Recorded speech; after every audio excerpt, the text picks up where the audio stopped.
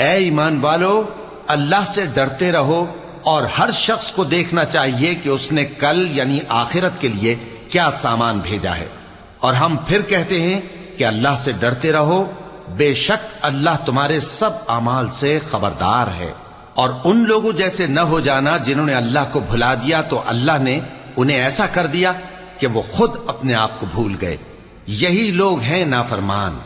اہل دوزخ اور اہل بہشت برابر نہیں، اہل بہشت ہی کامیابی حاصل کرنے والے ہیں۔ اگر ہم یہ قرآن کسی پہاڑ پر نازل کرتے تو تم اس کو دیکھتے کہ اللہ کے خوف سے دبا اور پھٹا جاتا ہے۔ اور یہ مثالیں ہم لوگوں کے لیے بیان کرتے ہیں تاکہ وہ غور کریں۔ وہی اللہ ہے جس کے سوا کوئی معبود نہیں، پوشیدہ اور ظاہر کا جاننے والا، وہ بڑا مہربان ہے، نہایت رحم والا ہے۔ وہی اللہ ہے جس کے سوا کوئی عبادت کے لائق نہیں، بادشاہ حقیقی